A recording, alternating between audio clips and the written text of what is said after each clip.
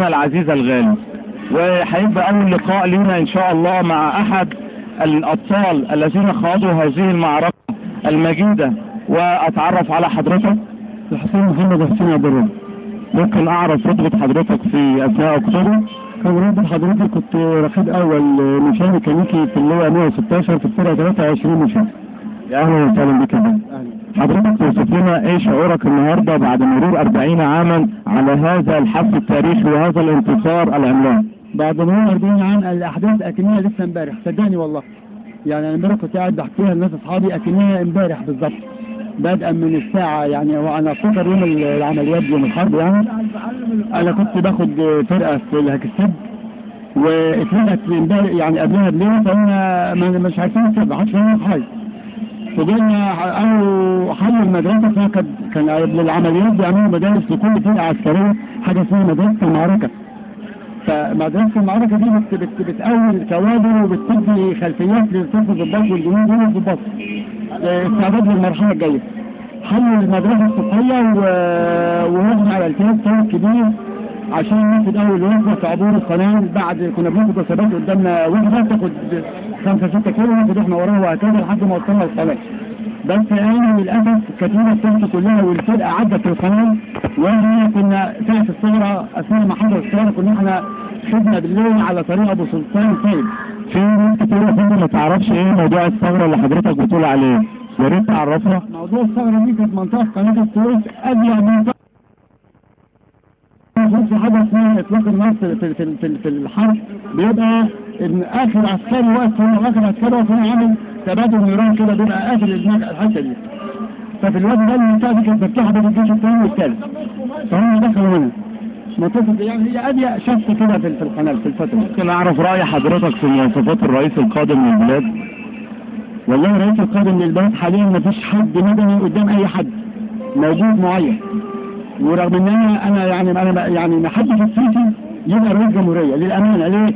انا عايز يبقى الوزير بتاعه زي ما هو قائد جامد قراراته مظبوطه ويبقى معاه رئيس جريء يستند عليه وهو يسند الرئيس. لكن وجوده في الرئاسه كده هو شكل ثاني خالص بخلاف وزير الدفاع. اذا انت تفضل وجود الفريق عبد الفتاح السيسي وزيرا للدفاع لان هو في هذا المكان هيدي اكتر. مع رئيس الجمهوريه. رئيس الجمهوريه يكتب قرار وهو في نفس الوقت يستند على الوزير. عموما باسم مدينة دسوق باسم شعب جمهورية مصر العربية بالكامل بوجه لك أعظم تحية وأعظم سلام. أنتوا ناس حررتونا وحررتوا الوطن ويا ريت الجيل كله الجديد يعرف يا فندم إيه الحاجات اللي أنتوا قدمتوها لنا بروحكم ودمكم. الإعلام واليهود السنة والحاجات دي حرب وتصدر حقها. لحد دلوقتي الحرب ما نزلش مادة إعلامية مظبوطة عنها كل دي كلها أفلام. شكرا يا فندم وليك مني تحية خاصة. يا سيدي يا عمو يا حارس عمو يا سيدي يا عمو يا حارس عمو. اتشرف باسم حضرتك. انا اسمي حمدي سعد متولي رجب من ابناء الشهداء 73. يا اهلا وسهلا بك. حضرتك والدك كان اخويا انا شهيد في 73. اتشرف باسم البطل رفعت سعد متولي رجب. الشهيد رفعت سعد متولي رجب. ده كان في سلاح يا فندم؟ في سلاح الطيران. كان سلاح الطيران من ضمن الشهداء اللي هاجموا على ايوه كان في مطار المنصوره وكان في مطار شاور المنصوره وتوفى الساعه 3. انا عايزك تحيي ذكراه بكلمه دلوقتي للجميع. انا بحيي القوات المسلحه كلها وطبعا القوات المسلحه ديت هي درع الواكل لجمهوريه مصر العربيه. واحنا من غير الجيش ومن غير الشرطه يعني لا وطن بعد الجيش والشرطه. فاحنا بنحيي الجيش وبنحيي الشرطه وبنحيي كل القائمين على الدوله كلها. ممكن نعرف مين هي مواصفات رئيسك القادم لمصر؟ انا اتمنى من كل قلبي ان مواصفات رئيسي تكون بشهامه ونقوه جمال عبد الناصر اللي هو المشير السيسي. فاحنا عايزين السيسي نتمنى من الله ان هو يكون رئيس الجمهوريه القادم ان شاء الله. ان شاء الله باذن الله. بشكر حضرتك يا فندم. يا سيدي يا عمو يا حارس عمو يا سيدي يا عمو يا حارس عمو يا سيدي يا عمو يا حارس عمو.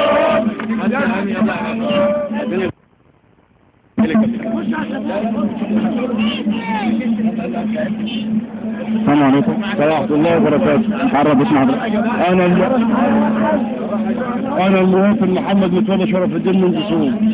يا مرحبا يا استاذ محمد. أنا متفرع لشهر الربيع. تشرفنا جدا. أنا في 73 كنا طلع بوش الثاني سنة 19 كتيب مشاهد وكتيب سلاح مشاهد. شفت الحرب وشوف الحرب عيونيسي وشوف اللي ما حد شافه عشان نطهر البلد من الخونة. وبعدين انا عايز مش عارف اعمل حاجه وبحيي الشعب المصري واتمنى انه يعملوا لي اي حاجه. طب تمرد عرفت ان حضرتك عندك مشاكل، ايه المشاكل اللي عند حضرتك وانت كنت مجند في القوات المسلحه اثناء حرب 73 وايه المشاكل اللي انت بتعاني منها حاليا؟ المشاكل انا عايز شقه عشان انا بعد عيالي مش لاقيين حاجه وشايف المرور الواء. ده اللي انا عايزه من ربنا. طب انا عارف ان انت بتاخد معاش. 200 جنيه ما يعملوش حاجه يجيبوا لي عيني لرجليا. وانا عايز كله. يعني دلوقتي الدولة مش قادرة تديلك مع انك من جنود القوات المسلحة مش عارفة تراعيك وتديلك معاش 200 جنيه وانت راجل دلوقتي عندك كام سنة؟ انا عندي 63 سنة.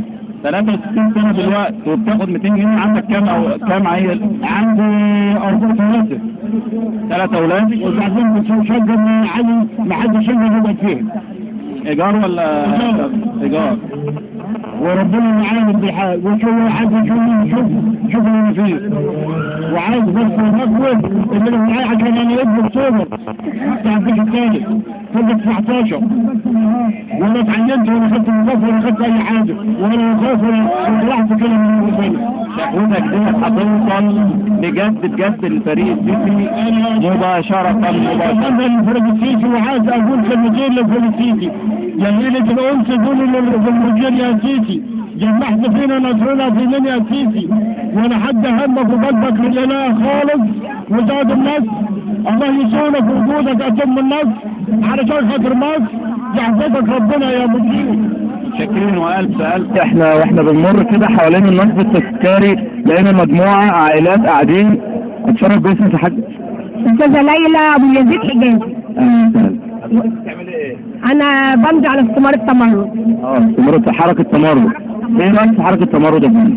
والله انا من اكثر الناس عم قمت بالواجب فيها وعامله 1000 استمارة ممضية جيراني واصحابي وحبايبي كلك عليهم لان وضع البلد ما كانش عاجبنا خالص. فعلا حركة تمرد قدمت حاجة للبلد؟ اكيد وعلشان كده احنا كلنا شجعناها. ايه رأيك من مواصفات الرئيس القادم؟ والله يا ريت يكون عسكري. ترشحي حد رئيسي؟ ارشح السيسي لان لو جبنا واحد غير السيسي ممكن يتعارض معاه والبلد لسه برضه عايزه فيها شويه ارهابيين. الورقه اللي حضرتك بتقولي عليها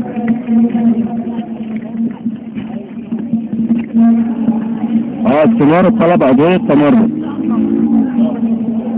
واستمارة اكتب دستور. دستورك خايف بالدستور الجديد عايزك الدستور طيب ممكن يا فندم اعرف تكوينك لرئيس مجلس مدينة دسوق وقدم ايه للبلد وايه هي السلبيات اللي نفسك تعالجيها؟ والله برضه هي البلد نضجت شوية بس لسه برضه فيها شوية مشاكل. يعني في تدخل في كل شيء في الامور ولسه العيال بجحة. الطلبة في المدارس بجحة جدا. ده في شوية تدخل في قلب وارسلنا عرفتنا. في فعلا اخوان في المجلس المدينة؟ ايوه عارف انا موظف في مجلس المدينة ولسه في شوية اخوان اخر اللي اتقدم خالص. بيتحكموا في القرار يا فندم؟ بيتحكموا في كل شيء. انا مش قادر اتكلم لان انا عندي برد اصلا تعبان. السلام عليكم يا فندم. وجه برضه كلمه للاستاذ المحافظ وايه رايك في الشغل وايه السلبيات اللي بيواجهها؟ المحافظ يا ريت يهتم بمدينه دسوق اكتر من كده لان احنا اكتر ناس وقفنا في البلد دي وقفنا ضد الظلم وضد اللي بيحصل في البلد وضد الارهاب واحنا اللي قدمنا الارهاب وعلمناهم الادب ومفيش واحد بيقدر يتحرك في البلد بسبب العلقه اللي خدوها في السوق. سؤال بقى يا فندم هل عندك وضع السوق وهل هذا يليق بمدينه مثل دسوق؟ لا احنا عايزين احسن من كده. ازاي؟ عايزين برضه يبقى في نظام شويه في متابعه في البنات وهي خارجه وهي ماشيه شارع البحر بالذات كمان البنات اثناء الدروس الاماكن اللي العيال بيتواجدوا فيها عند المدارس بالذات بيبقى في حواليها يا ريت الشرطه تهتم بيها اكتر من كده. شكرا يا فندم كل سنه وانتم. لنا لقاء برضه تحت النصب التذكاري لشهداء اكتوبر مع مواطنه ولها بعض الشكاوي والملحوظات. في مدينة دسوق. اتشرف بحضرتك. الدكتور رجب الجديد ده كان انت لازم انت والاسره تحتفل النهارده ب 6 اكتوبر. استفاد بانتصار 6 اكتوبر ونفس الوقت تشجيع لفريق السيسي وتأييد للسياسه في البلد. لان اللي بيحصل دلوقتي يعني يعتبر بدأ يبقى فيه حريه وعداله. يعني لاول مره الشعب المصري بيحس ان فيه حريه وعداله وان رايه وكلمته ليها وضع وليها مكانه ممكن يتاثر بيها الراي العام والدول كلها حوالينا. ما هو التقييم في الحكومه المؤقته في الحكومة الانتقالية الحالية تعتبر بدأت تحسس الشعب المصري أهمية واللي هي تقدر تعمل حاجة وتتواصل معانا، لكن المراحل الانتقالية اللي قبل كده كانت بتحقق سياسات تانية مش سياسة الدولة وهي سياسة الشعب. فاحنا دلوقتي حاليا محتاجين لرئيس يمسك الشعب المصري بس يكون عسكري مش مدني، لأن الرئيس لازم يكون عسكري، لأن الولاء العسكري هو للشعب المصري في المقام الأول، لكن أي رئيس مدني هيكون له انتماءات سياسية وحزبية احنا ما نعرفش حاجة عنه، هتظهر فيما بعد زي ما حصل مع الرئيس محمد مرسي. انتمائه السياسي كان بيقول أنا للشعب المصري، بعد كده بقى لذاته وشعبه والناس وهو مش بينا احنا. طبعا دلوقتي في مدينة دسوق مدينة دسوق جالها رئيس مجلس مدينة السيد اللواء أحمد بسيوني. أنا عايز أعرف تقييمك لأدائه في الشارع وإيه هي المقترحات اللي بتقترحيها عليه وإيه هي السلبيات اللي موجودة في الشارع وتوجهينا ليها. طبعا رئيس المحافظ عندنا رئيس المجلس يا فندم. طبعا لازم يكون في تفويض إسراف من المحافظ. فإحنا دلوقتي نعتبر في السوق بقالنا أسبوع أو أسبوعين بدأنا نحس إن في تطور في السوق بالنسبة للشوارع، لكن الشوارع الفرعية منسية تماما. المجاري والصرف الصحي طبعا زي الفل بيضرب في الشوارع، الشارع طبعا داخل علينا مش هينفع ننزل الشارع بسبب الشوارع والزفت والطين والحاجات اللي فيها كلها. فطبعا الاسفلت والحاجات دي كلها لازم نسرفل بعض الشوارع، فبدأوا يعملوا بعض الشوارع الرئيسية اللي بتبان للرأي العام، لكن الشوارع اللي الناس فيها ذات نفسها هي اللي مهدورة. نفس الحكاية المفروض يشد شوية بالنسبة للمستشفيات. عندنا مستشفى السوق اسمها مقبرة دسوق، مستشفى السوق، لأن هناك بتجيب السرنجة بتجيب كل حاجة وتروح تقف في الاستقبال بالساعة وبين 2 على ما يجيلك دكتور، ولما يكتب لك على حقن السوتيزان اللي هي المسكن وبتاخدها بعديها بساعة لما تلاقي حد يديها لك. واحنا بنناشد معاك المسؤولين في حل موضوع المستشفى العام، لان الشكاوى بجد بقت كتير جدا على موضوع المستشفى العام بدسوق. اعتقد ان هذا المكان هو المكان الوحيد للرحمة في هذا المكان. بعد اذن حضرتك برضه في بعض التعليقات بالنسبة للعيش والتسعيرات وبالنسبة للصوابين والدقيق اللي بيخرج بره الصوابين. المفروض يكون في مراقب على المراقب بتاع التموين ذات نفسه، لان في بعض المراقبين من كتر عشتهم وصاحب الفرن بقى في بينهم وبين بعض يعني عشم، ففي عيش كتير ودقيق كتير بيتهدر وبيطلع بره الصوابين بيتباع بره التسعيرة، فعايزين التسعيرة الجبرية على كل حاجة والإشراف على كل حاجة. اشكرك بتشرف. لقينا مجموعة عائلات قاعدين. اتشرف باسمك يا حاج. استاذة ليلى ابو يزيد حجازي. انا بمضي على استمارة التمرد. استمارة حركة تمرد. ايه رأيك في حركة التمرد يا فندم؟ والله انا من اكثر الناس قمت بالواجب فيها وعامله 1000 استمارة، ممضيه جيراني واصحابي وحبايبي كلك عليهم، لان وضع البلد ما كانش عاجبنا خالص. فعلا حركة التمرد قدمت حاجة للبلد؟ اكيد وعلشان كده احنا كلنا شجعناها. ايه رأيك من مواصفات الرئيس القادم؟ والله يا ريت يكون عسكري. ترشحي حد باسمه؟ ارشح السيسي، لان لو جبنا واحد غير السيسي ممكن يتعارض معاه، والبلد لسه برضه عايزه فيها شويه ارهابيين. الورقه اللي حضرتك بتقول عليها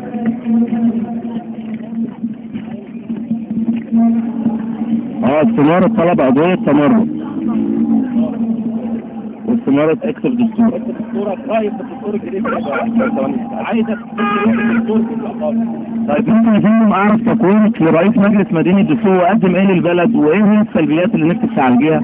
والله برضه هي البلد نضجت شوية بس لسه برضه فيها شوية مشاكل، يعني في تدخل في كل شيء في الامور ولسه العيال بجحة، الطلبة في المدارس بجحة جدا. ده في شوية تخول في قلب وقرفنا عرفتنا.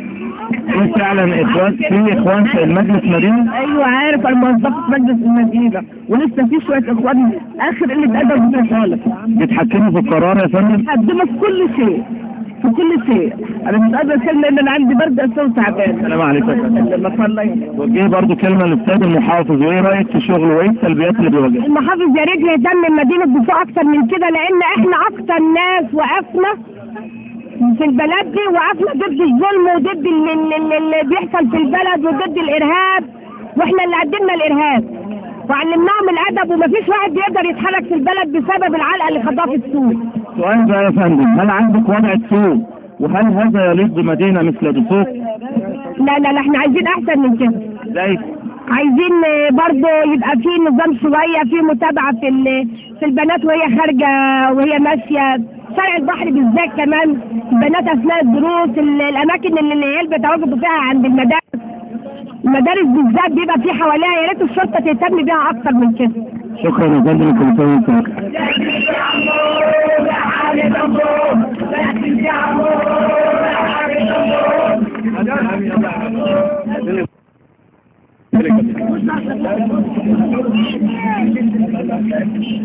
السلام عليكم ورحمة الله وبركاته. عربت مع أنا المواطن محمد مصطفى شرف الدين من دسوق. يا مرحبا يا سيدي محمد. أنا بتفرج لشهر وظيف. تشرفنا جدا. أنا صحابي 73 كنا 17 كنا 19 كتاب مشاهد وكتاب تنصيح مشاهد. شوف الحرب وشوف الحرب عيونيسي وشوف اللي ما حدش شافه عشان نطهر البلد من المشونه، وبعدين انا عايز مش عارف اعمل حاجه، وبحيي الشعب المصري واتمنى ان يعملوا لي اي حاجه. طب تمام، عرفت ان حضرتك عندك مشاكل، ايه المشاكل اللي عند حضرتك وانت كنت مجند في القوات المسلحه اثناء حرب 73، وايه المشاكل اللي انت بتعاني منها حاليا؟ المشاكل انا عايز شقه عشان انا بعد عيالي مش لاقيين حاجه وشايف ان الواقع ده اللي انا عايزه من ربنا. طب انا عارف ان انت بتاخد معاش 200 جنيه ما يعملوش حاجه، بيجيبوا لي عيني رجليا وانا عايز كله. يعني دلوقتي الدوله مش قادره تديلك مع انك من جنود القوات المسلحه مش عارفه تراعيك وتديلك معاش 200 جنيه وانت راجل دلوقتي عندك كام سنه؟ انا عندي 63 سنه. 63 سنه دلوقتي وبتاخد 200 جنيه، عندك كام عيل؟ عندي 4 3 اولاد وبعدين شقه عايز لحد شقه يقعد فيها. ايجار ولا ايجار؟ وربنا معانا بالحال وشو حد شوف اللي فيه، وعايز بس نقول اللي معايا عشان انا ابن اكتوبر تعرف الثالث فوق 19 وانا اتعلمت وانا كنت مصر ولا كنت اي حاجه وانا خايف لوحدي كده من ربنا. شكوتك دي هتوصل بجد الفريق السيسي مباشره. انا الفريق السيسي وعايز اقول كلمتين للفريق السيسي، يا ليله الانس قولوا للرجال يا سيسي جمعت فينا نصرنا في لنا يا سيسي، ولا حد همك وقلبك لله خالص وزاد النصر. الله يسولك وجودك اتم النصر علشان خاطر مصر يحفظك ربنا يا مدير. شاكرين والف شكر من تمرد. احنا معانا احدى المواطنين اللي موجودين النهارده في ساحه مسجد الابراهيم الدسوقي بدسوق للاحتفال بعيد النصر عيد السادس من اكتوبر. اتعرفوا عليك يا حاجه؟ اسمي سامية احمد مقلق، مديرة مدرسة بتاع المعارف. يا اهلا وسهلا يا فندم. انت نازله النهارده عشان تحتفل انت والاسره في اطار الاحتفالات في الذكرى السنويه بعيد اكتوبر؟ طبعا. طب ايه الفرق السنه دي؟ انا بحتفل باكتوبر من اول اكتوبر، من يوم 1 اكتوبر وانا في البيت مع الاحفاد. شايف تغيير السنه دي بالذات في الاحتفاليه بتاعت عيد اكتوبر؟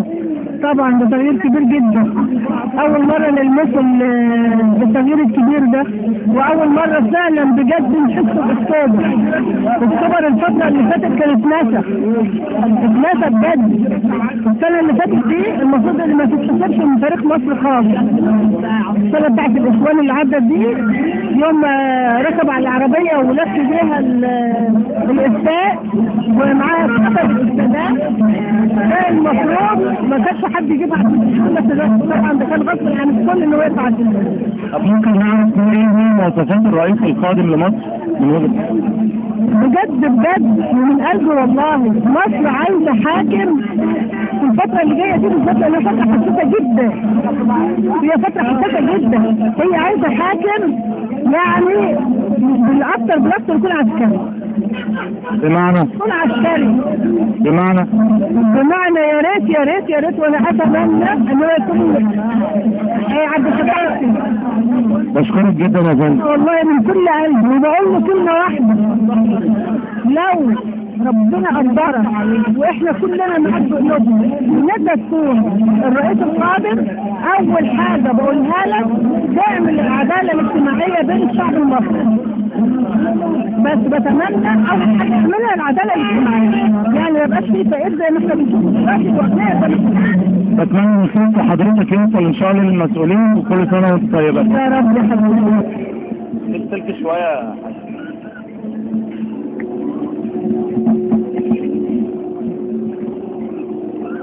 من امام النصر التذكاري في مدينه دسوق اسماء الابطال الشهداء في مدينه دسوق زي ما حضراتكم شايفين معايا دلوقتي، وبتواجد اسر كثيره من مدينه دسوق للاحتفال بعيد النصر السادس من اكتوبر المجيد. ومعانا احدى الاسر المتواجده هنا للاحتفال. اتعرف على حضرتك. ازيك يا شباب؟ حضرتك بتشتغل ايه يا فندم؟ انا فران، عندي فرن.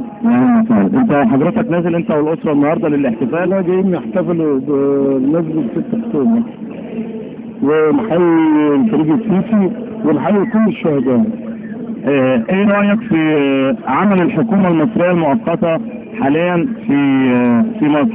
هل تلبي مطالب الشعب المصري ام هي مقصره ومرتعشه كما يقول البعض؟ لا، مقصرة ومرتعشة برضه. بتطلب منها ايه يا فندم؟ بطلب منها يعني تبقى شوية جامدة شوية بالنسبه يعني الامن للتموين لايه بالظبط؟ لكل حاجة تبقى جامدة، حكومة جامدة. ايه هي مواصفات الرئيس يا فندم اللي انت عايزها النهارده؟ والله احنا عاوزين السيسي، يعني احنا مرشحين السيسي، حبيبنا السيسي والزعيم انور السادات والزعيم جمال عبد الناصر.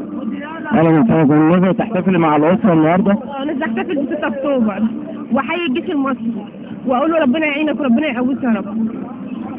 ايه هي مواصفات الرئيس القادم لمصر اللي تتمناها؟ هو مفيش غير ده، بمزاجه غصب عنه لازم يبقى رئيس مصر. هل انت راضيه عن اداء الحكومه المؤقته في مصر؟ راضيه عنها، مرتعشه فعلا وقراراتها بطيئه جدا، يعني يجب ان هي تبقى جامده شويه على كل التخريبات اللي بتحصل في البلد دي ومفيش اي قرارات بتاخدها. بالنسبه لرئيس مجلس مدينه دسوق، الراجل ده بيقولوا ان هو كفء على ما نسمع، يعني انت ايه رايك في مواصفات شخصيه هذا الرجل؟ وهو فعلا قدم حاجه جديده للبلد ولا لا؟ فعلا البلد بدات يبان فيها، بدات شويه يعني عن الاول. صورة منه ايه تاني؟ اقول له نفسي البلد تتفلت، نفسي الصحة في البلد دولت كده يعني. بالنسبه لمحافظ كفر الشيخ برضه حضرتك تزيد منه؟ والله العظيم ما انا بقول له بس يخلي البلد دي كويسه، مش عايزه احسن بس البلد تبقى كويسه. الشعب ده غلبان جدا واي حاجه بتضيع، يا ريت كل واحد يراعي ربنا بس في الشغل. بسم الله الرحمن الرحيم. معانا دلوقتي احدى المواطنات بتمضي على استمارة التمرد. اعرف ليه يا فندم بالنسبة للوظائف يعني في خريجين كتير بيتخرجوا، أنا أخويا بقاله 6 سنين متخرج ومش لاقي شغل، وغير كده العيشة بايظة خالص عندنا، والعيش طبعا يعني الحالة الاجتماعية هنا زبالة خالص، سوري يعني في اللفظ، فعشان كده نزلت أمضي معاكم استمارة التمرد. يعني أنت شايفة إن ممكن حركة التمرد تجيب نتيجة في حل بعض المشاكل اللي موجودة في المجتمع منها مشكلة البطالة؟ أكيد يعني حركة التمرد جابت يعني حلت مشاكل كتير، أولها شالت مرسي طبعا، ده كان الرمز الأساسي ليها يعني. واخويا بقى 6 سنين واحد جاب سيجاره وقاعد، واختي برضه كذلك مع صنف اداء 3 سنين وقاعده. فين الوظائف؟ وصرفنا لما اتهرينا ولا اخر قاعدين، مفيش وظائف. ترشحي مين رئيس لمصر يا حاج؟ اللي هو يصلح البلد زي اي واحد يكون كويس. حضرتك؟ انا عايزاه حكم عسكري بس مش السيسي طبعا. مش السيسي، اي حكم عسكري الا السيسي. ايه رايك في رئيس مجلس مدينه دسوق؟ وهل انجز فعلا على ارض الواقع في السوق؟ وهل يوجد بعض المشاكل التي لن تحل حتى الان نطرحها عليه؟ في مشاكل كتيرة اصلا من ساعة ما مسك وما شفناش اي حاجة اتصلحت في البلد، يعني ملوش دور خالص في البلد، ولا مية ولا عيش ولا اي حاجة خالص. يعني احنا شايفين في دور كبير في حملات النظافة في البلد. لا خالص ما فيش. حضرتك قاعدة فين يا حاج؟ انا قاعده ورا جرس براق. ايوه في زبالة هناك كتير. هبل. قولي المكان بالظبط يا فندم عشان حي البرعي ورا جرس براق على طول. دي زبالة فظيعة وعملنا يعني زبالة يا جماعة هناك اتكلموا وشافوا الحي، وحتى اللي بيكنس بيخش يكنس. هو بتاع اللي ماسك الزبالة اللي هناك اللي بيكنس بيخش البيوت، ماشي بيكنس البيوت يكنس اللصق بتاع الشوارع وبندفعه فلوس.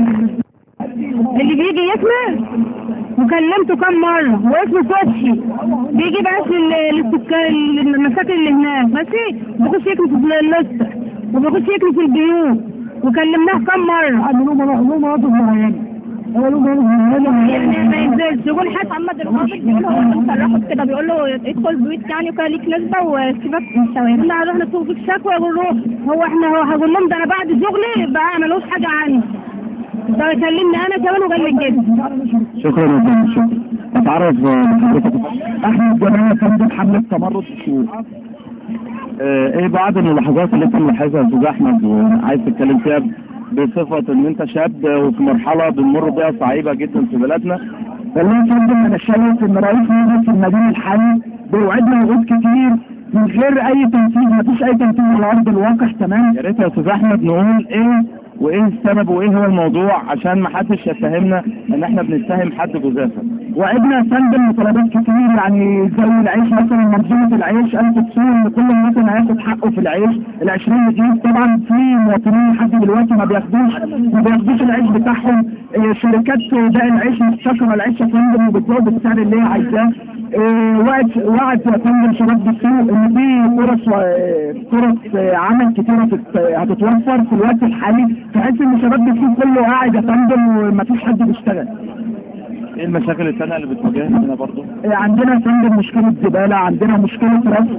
كان قد الميزانية للرصف يا فندم رصف تقريبا شارعين هنا جنب الميدان، واغلب شوارع دي مش مرصوفة. عندنا مشكلة صرف صحي. تمام. صرف صحي برضه عندنا شارع الجمهورية كله يا فندم مليان مجاري، مفيش حد بيحله. عامل المجاري بيجي يبص ويمشي تاني. مشكلة الصحة، المستشفى العام. المستشفى العام حضرتك المستشفى العام فيها سلبيات كثيرة جدا. المرملين لأقصى درجة. تمام. مفيش أي رقابة على الموظفين اللي شغالين على الدكاترة. المريض هناك بيتعامل أسوأ معاملة. عايزين نحسنوا الوضع يا فندم مش أكتر.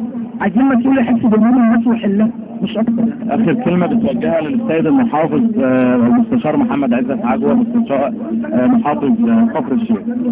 أحب أقول للكابتن المحافظ يا ريت تنظر بعين الاعتبار لشباب مدينة دسوق، لمدينة دسوق، لأن مدينة دسوق دفعت في كتير من السنين اللي فاتت ثمن. إحنا عايزين نحس إن إحنا قلنا الثورة، عايزين نحس بمكتسبات الثورة، عايزين نجلس ورا الثورة بتاعتنا. لكن للأسف في النهاية الشباب بيقول بالثورة في الآخر بيجي أي عامل أو أي مسؤول بيدخل مجلس المدينة بيتعين في أي مكان، وشباب الثورة كله يا فندم ما حدش بياخد أي حد. وده كان أحد الأصوات الدماء الساخنة من شباب مصرنا الغالية وحالهم وظروفهم التي نعلمها جميعا، لكن مفيش فايدة.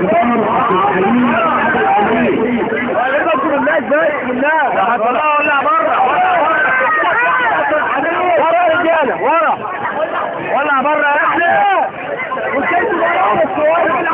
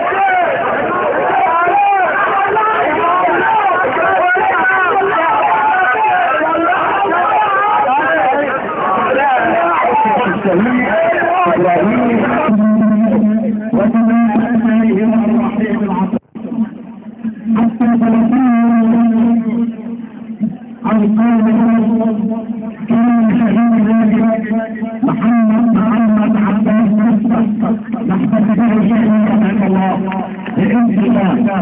وصل الشهيد محمد عباس شهيد فلسطين.